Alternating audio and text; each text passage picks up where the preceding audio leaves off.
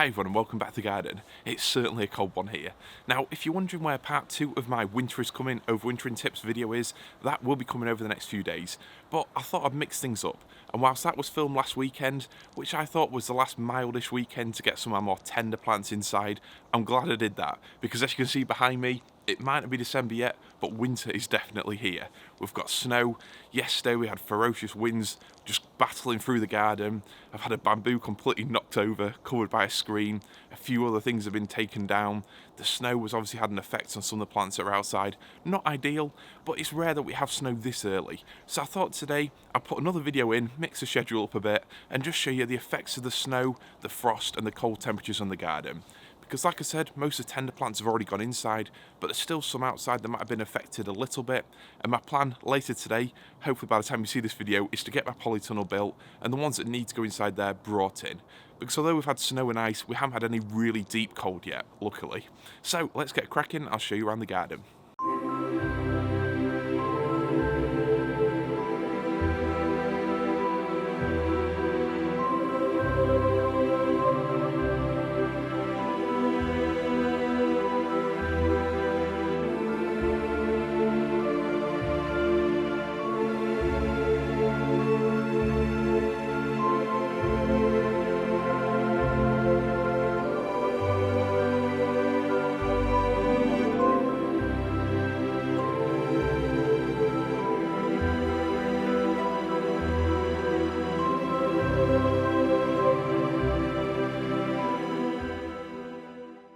As always, these videos aren't just a catalogue of my own gardening competence and occasional complete incompetence, but as I go around the garden, I'll try to talk a little bit about each plant that's been affected by the cold, tell you which ones you don't need to worry about, which ones will bounce back really quickly, and which ones now need digging up, bringing into the polytunnel, or some extra level of protection before it actually gets properly cold. But that being said, it is chilly out here, so I'll stop rambling and let's go on the garden tour.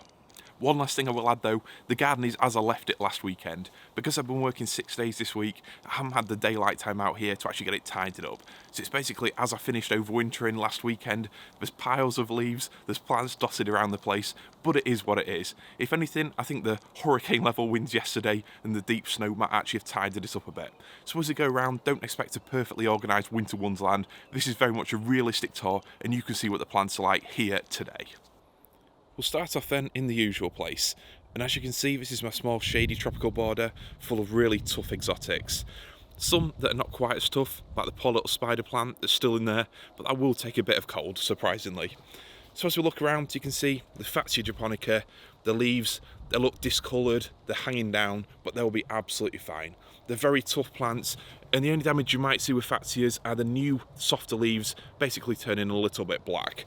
So that's perfectly fine, and it will grow plenty of new ones in spring. The palm, absolutely fine. Tricharpus wagnerianus. The only thing in here that has taken some severe damage is this here, which is a Persicaria purple fantasy. But as soon as that gets any sort of deep cold or a frost, it dies back anyway. It's perfectly natural, but it's such a tough plant, it will take a ridiculous amount of cold. So again, perfectly fine, don't worry about it. Heading on through then. And here you can see a Tetrapanax. Now that was a plant I was hoping would stay green for quite some time, but unfortunately this kind of weather, that snow and the wind yesterday, it has pretty much wiped it out. But I don't protect it. So what you might see, the leaves, they'll certainly blacken now, they'll start to fall off. But if you just think of them as a deciduous plant in our climate, that's pretty much how they behave really. They might stay green in some winters, but when you get cold like this and a bit of snow, they basically just turn to a bare stem. But that's completely fine, and again, I'll leave that to it. So you can see the tree ferns, not worried about them yet. I haven't packed some straw into the middle of the crowns yet, but I will be doing that today, before we get any deeper cold. And here you can see the first of my Tricharpus princeps hybrids. This is a large one I bought a few years ago, and if you're looking there, you'll just see the leaf. You can see it's got dark mossling, olive patches on the leaves. That's perfectly fine, and it's basically just a symptom of cold. They do that, and then within a few hours, as soon as the sun gets on them, they'll bounce back and be absolutely fine. So it's not permanent. If you've got any kind of marking on the leaves like that, literally don't worry about it, it'll be completely fine. Moving on then, and we'll look at the salvia amistad. I actually got a picture of this plant yesterday morning and it looked perfectly fine. It's battled through so much cold now and just kept on flowering. But I think finally this might have been a little bit too much for it this year. And as you can see, just from the amount of snow that's on those flowers, that's going to die back now for this year. But it will be absolutely fine. That plant, they die back to the ground, but as long as we don't get any ridiculous cold, it should come back again next year. A few of them I will dig up and move to the greenhouse, but that is literally only because I want to move them next year, not because I need to. Now, more intriguingly, is this here, which is my Cyathea. Now, this is a tree fern. It's a lot larger than the Dixonia up there, as you can see from the size of the fronds. It's a massive one, but it's nowhere near as hardy. Cyathea medullaris is certainly one of the more hardy Cyatheas, but as you can see from last year's cold, it definitely takes a bit of a hit from these real cold temperatures.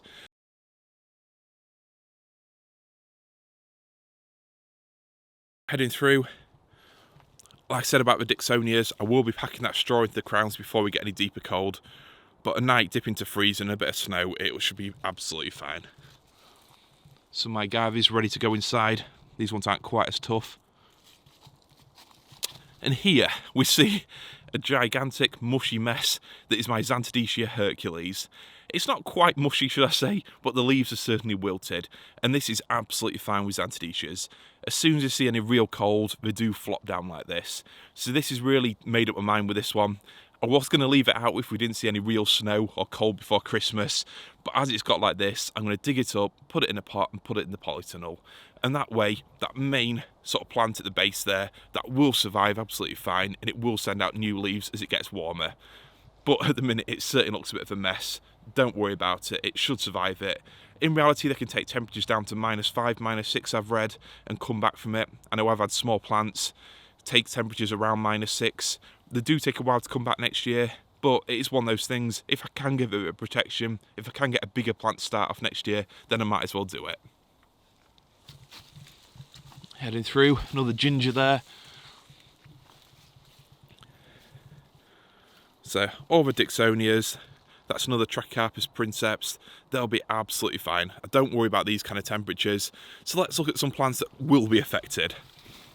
Like this here, the Ricinus. Now, Ricinus, as you know, they're an annual plant. They don't like frost, but I'm not going to do anything to protect it. I'm just going to leave them to it, and as soon as they start to look a little bit tatty, I'll chop them down and compost them. It's as simple as that. I just don't worry about them. So here is a Musa Basjou. This one is quite a young plant, and it's one I'm going to protect. But it's probably a good example to show you. See, this is how good I am to you. I've left this one out. What you can see is the actual pseudostem, that's still firm, and that's really important, because that's what I want to protect. But the leaves, they will take damage from cold, snow, ferocious winds that we've had this weekend. As you can probably tell now, it is absolutely bitterly cold out here. But that is a plant I will be protecting over the next sort of, well, maybe later today, maybe over the next couple of weekends. Because although it will take some leaf damage, it'll be absolutely fine. Because it's a young plant, only planted out this spring, summertime, it does need a bit of protection. It hasn't built to that root mass yet. The Echium, they always look sad after a good snow, or any kind of cold really. Anything below freezing, they really don't like it. And as you can see, the leaves wilt down like this. But what I'm hoping is that should bounce back just fine. As long as it's upright, you're generally okay. This one, it will bounce back as the day goes on. There's not a lot you can really do to protect them, in all honesty. You can fleece them if it gets really cold. But like I said in my last overwintering video, whether they actually make it or not is a complete gamble really, especially up here in North Lincolnshire. Looking round then, that's an Ensete that I left out as a bit of an experiment, and I think the answer to that experiment is going to be pretty predictable. It's not going to like it already. It started to turn that dark colour, the dark colour of death, which is never good. So, looking here, Musa Basjou again, in pots, a bit more sheltered than the other one, but still the leaves have started to flop now, and that's perfectly fine. I'll move that one into the polytunnel, but potentially you can move them inside, maybe a garage, maybe a shed, but it depends completely on your location. Got another Cyathea here. Now this one should have really been in the polytunnel really a couple of weeks ago, before this kind of snow. you don't really want that gathering on the new crosiers, so I'm just going to knock that off a little bit, and this will be going in the polytunnel later today, because what you'll find is any kind of cold and the new fronds like that one get a little bit zapped, which is far from ideal. But it's a fast growing one, it will put new ones out in spring, and it's potentially a plant I'm looking to plant out next year. I'm still on the fence about it because it will need a bit of protection, but we'll see. I'll make my mind about it. It doesn't really matter if it gets a bit of cold damage this year, because it will grow pretty quickly and you won't see it come next spring. Ricinus there, that definitely has probably seen its last day. That'll start to slowly flop down, so I'll probably chop that down and get it composted. They're the gunneras that I chopped down in the last video, and already, as you can see, those leaves have started to protect that crown. They've kept the snow off it and they've kept the deep cold off it. Rhododendron Sina Grande, not looking especially happy, but with a lot of evergreens, it's perfectly natural that they do wilt down like that. It's a response to the cold, it stops the leaves snapping and freezing through, they soon bounce back. There's my other Xanthodecia Hercules, and as you can see, it looks very sorry for itself. But like the other one, I will be digging it up now and moving it. So that one, I actually want to move it next year anyway, because it's just a bit too close to the gunnerer. You've got two giants just competing with each other. I might move it somewhere else in the garden, but I've yet to make a mind of exactly where it's going. There's one of my big tree ferns. It's the one that you saw with all the snow whizzing down around it. That again, I'll be protecting the crown, but this kind of temperatures, they won't bother it at all. So from that to a plant that might be an issue, this Echium here, it's not so much the cold, but the wind that's got this one. It started to push it over a bit, and chances are that might actually snap off at the base now. I'll do my best to actually stake it and keep it upright, but in reality, I don't know if this one's going to make it, and I might have to rely on the ones further back, which is a bit of a shame, but it's the way things go with Echiums. They sort of grow and bend and flop over wherever they want to do it, and at some point that stem is going to snap. Another Musa banana, Musa baju. As you can see, perfectly fine for the leaves to get brown like that. And in reality, if we didn't see any sub-zero temperatures this winter, it would just stay looking like that and be absolutely fine. It's only really the deeper cold we need to protect it. And just to give you an idea, this one was actually planted from a small 2-litre pot. So you can see the sort of growth rate and the size that you can get it to in just a single season. The difference between this one and the one you saw previously over that side of the garden is that this one has actually grown somewhere with more sun. So this one's south facing, you can see just how much bigger it's got. I will be giving this one protection, but it's more down to the fact that we live in North Lincolnshire and it's a relatively young plant, rather than the fact that it's a banana, so it must automatically need protection. Heading on through, and you can probably tell by the fact I'm waffling on just how cold it is. So, this area looks completely decimated. This is my bamboo tunnel, where I was growing a lot of dahlias, a lot of cannas, a lot of filler plants to really pack it out this year. Probably too many as it turns out.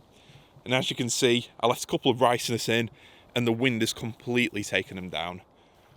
So it's quite rare this early in the season we actually get snow, we get temperatures close to freezing, and we get the bitter winds as well.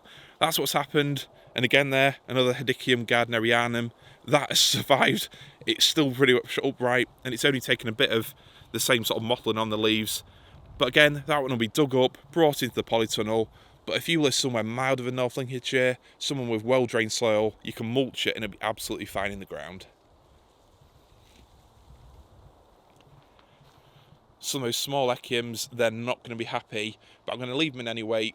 We'll see what happens. They might make it, they might not. I suppose the one plant I didn't talk about there, the bamboo, the Phallostachys vivax, that one is Aureocorlis. That one will be absolutely fine. It's quite a thin wall bamboo, so you might notice when it snows you get some culms snapping off, which is unfortunate, but the actual plant itself really, really tough, hardy down to ridiculous temperatures below zero. It'll take pretty much anything at this size, so don't worry about those at all. Going through then, my agaves. These are probably two of the hardiest agaves you can actually grow here in the UK. We've got a Vatifolia there, and we've got Montana there, which ideally, to keep them looking pristine, they need some kind of overhead cover in winter. So just a Perspex cover, polycarbonate, something like that, which I should have done before now, but I will be doing soon. Like I said, it's been a bit manic with work and the amount of actual free time I've had outside daylight hours. Echium there. Again, not looking happy, but it should be fine. And looking back, there's one that's quite interesting, Euphorbia mellifera. So it's not the toughest euphorbia, but for temperatures like this, it'll be absolutely fine. But again, it's interesting just to see that response to the cold, the way it droops and wilts. Don't worry if you've got a euphorbia and it does that. When it's temperatures like this, it's not sub-zero, it'll be absolutely fine. It just needs time to bounce back, and as the sun hits it, it'll do exactly that. So I'll just show you a few more down here. There's another euphorbia. John Phillips, lovely plant, sized up really quickly. Again, started to wilt a bit, but it'll be absolutely fine. Just having one last look then at the palms. That's another Trachycarpus waggi or wagnerianus. That'll be absolutely fine, down to temperatures a lot less than this. And the Jubea chilensis. I've had a couple of people ask me about protecting those, and the answer is, even for plants like mine, which are relatively newly planted, I wouldn't think of protecting it until the temperatures get, we'll say, less than -6 or so. So when we had a couple of -6s earlier on this year, I didn't protect it, they'll be absolutely fine. They're very wind resistant, and they are very cold resistant. They're the toughest, hardiest feather palm you can get. So for temperatures that we've experienced recently, anything close to freezing, it literally shouldn't be a problem for them. It's only temperatures lower than around -6 I protect, or deep prolonged freezes. And there's another one that's in there, it's quite interesting. That's Aloe striatula or striatula. And as you can see, it's got the same dark moslin, which seems to be a common response to the cold, shared amongst a lot of different plants. But it's a very tough aloe, one of the hardest you can grow, probably the hardiest, and that will be absolutely fine. I don't bother to protect it. What you can do is take some cuttings at this time of year, just chop off the tips, bring them inside, and that way you guarantee having another plant for next year. But in reality, they'll be absolutely fine. So that's a quick tour of the garden in wintry conditions. Winter conditions I didn't really expect this early, so that's partly why I haven't been as prepared as I'd like to be. It would have been good to have the polytunnel up, some of the gingers, the cannas dug up inside, but unfortunately that hasn't happened yet this year. And plants like that Echium, they're an unfortunate sort of casualty of the weather the last weekend.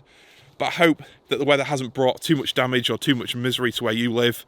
Let me know in the comments below the temperatures you've seen and if it has caused any damage to your plants.